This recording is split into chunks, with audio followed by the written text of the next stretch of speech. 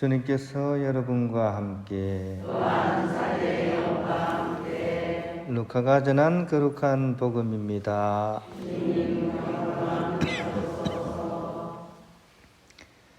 그때 예수님께서 제자들에게 말씀하셨다.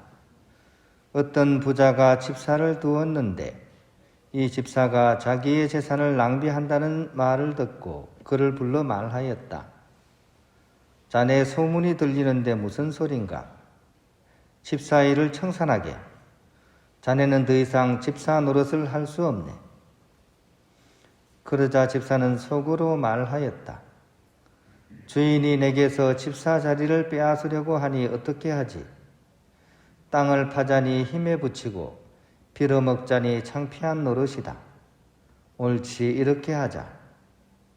내가 집사 자리에서 밀려나면 사람들이 나를 저희 집으로 맞아들이게 해야지. 그래서 그는 주인에게 빚진 사람들을 하나씩 불러 첫 사람에게 물었다. 내 주인에게 얼마를 빚졌소? 그가 기름 100항아리여 하자. 집사가 그에게 당신의 빚 문서를 받으시오. 그리고 얼른 앉아 쉰이라고 적으시오 하고 말하였다. 이어서 다른 사람에게 당신은 얼마를 빚졌소? 하고 물었다. 그가 밀백섬이요 하자 집사가 그에게 당신의 빚 문서를 받아 80이라고 적으시오 하고 말하였다. 주인은 그 불의한 집사를 칭찬하였다.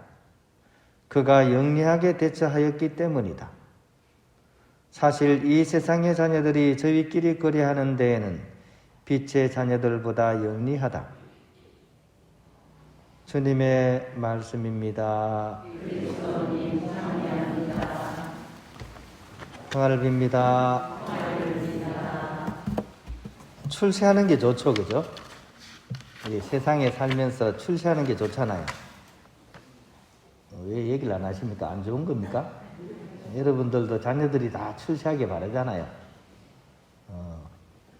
근데 출세에 관해서 이런 말이 있어요. 소년 출세 제일 불행이라고 그럽니다. 소년 출세 제일 불행. 이게 뭐냐면 어린 나이에 출세를 하면 그게 제일 불행하다는 얘기입니다. 출세하면 좋은데 왜 불행하다고 할까요? 소년 출세이기 때문입니다.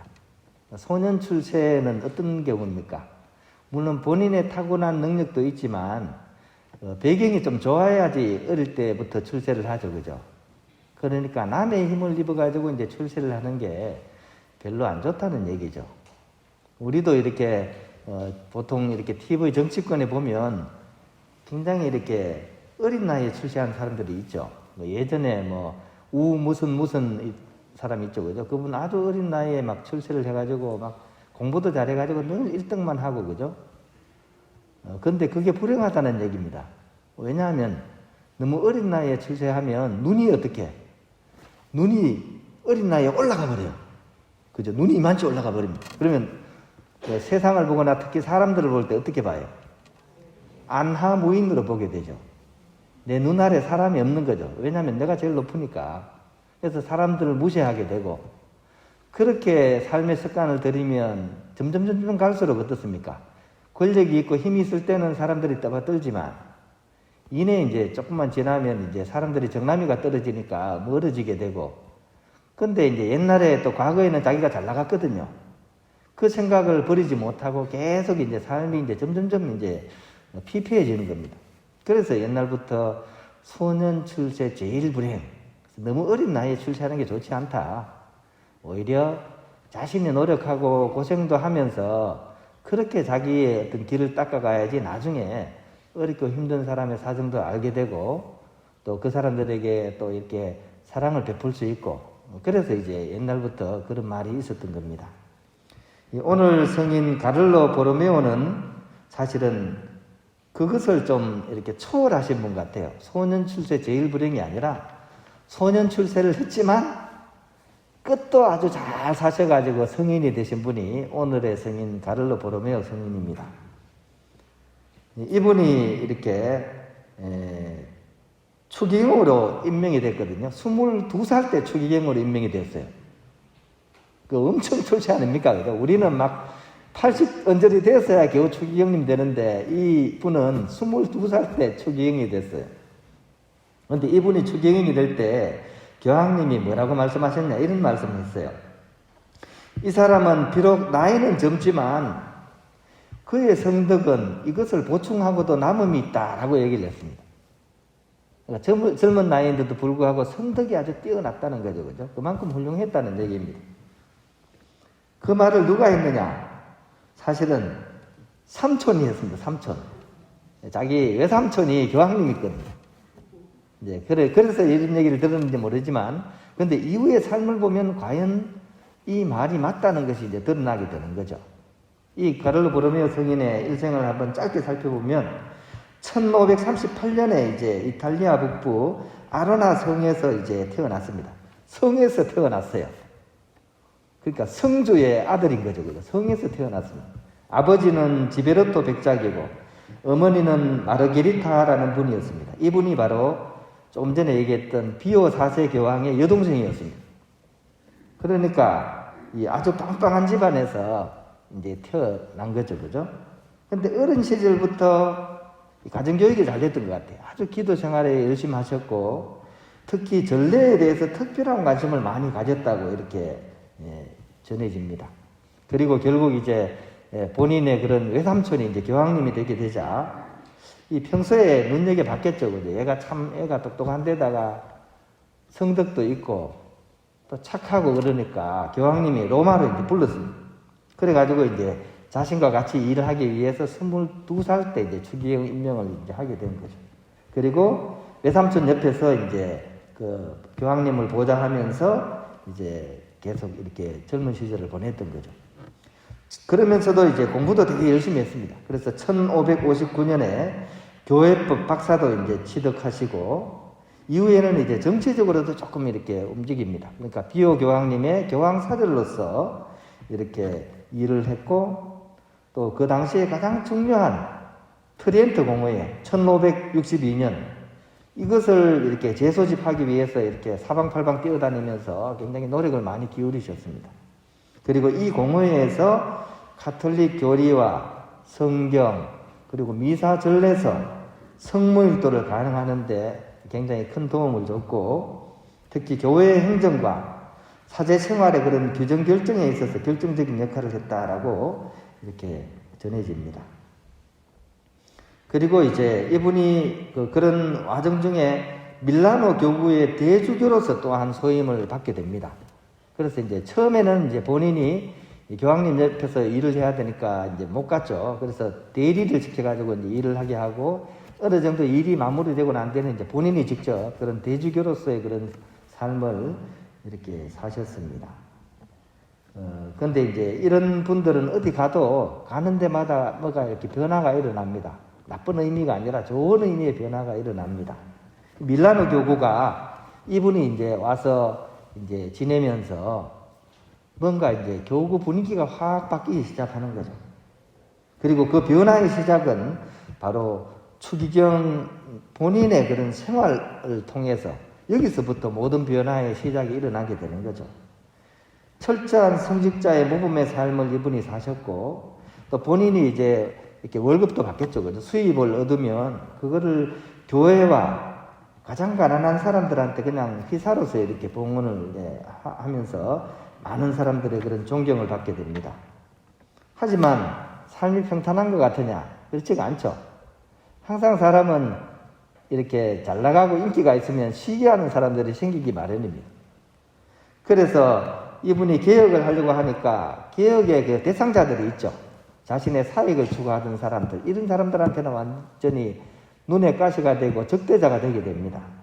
그래서 갖가지 방법으로 이 보로메오 이렇게 추기경을 괴롭혔고, 심지어 암살의 위험까지 당했다고 합니다. 1500년대인데, 그죠? 이때 벌써 총이 있었던 것 같아요. 총을 맞았습니다. 그래서 총을 맞은 게 아니라 총알을 맞았죠. 총알을 맞았는데 다행히도 이게 비껴갔습니다. 그래서 이제 목숨을 건지기도 하시고, 아무튼 이런 위험한 가운데서도 계속 이렇게 교회의 개혁을 추진하셨고, 그러다가 이제 그 와중에 가장 큰, 그 당시 유럽의 가장 큰 악재를 하나 맞닥뜨리게 됩니다. 이게 바로 1572년부터 시작된 패스트 대유행입니다. 전염병이죠, 그죠? 흑사병입니다, 흑사병. 그 당시에 의료 수준도 낮았고, 그죠? 병의 원인을 알 수 없어가지고 엄청나게 많은 사람들이 죽어나간 병이 패스트입니다. 이 병이 이제 이분이 사시는 곳에도 이제 이렇게 몰려왔고, 많은 사람들이 여기 이제 감염이 되어서 이제 죽어나가던 그런 상황이었습니다. 피난 행위들도 막 이어졌고요. 이런 와중에 이분은 이제 이 패스트의 예방법을 막 이렇게 보급하기 위해서 노력을 했고, 또 가장 이렇게 가난한 사람들에게 식량 배급도 했고, 그런 와중에서도 한 사람이라도 구해내기 위해서 구해성사를 계속 베풀었고, 또 사망한 사람들을 전염되지 않도록 또 매장하고, 한마디로 분골쇄신의 그런 활약을 펼쳤습니다.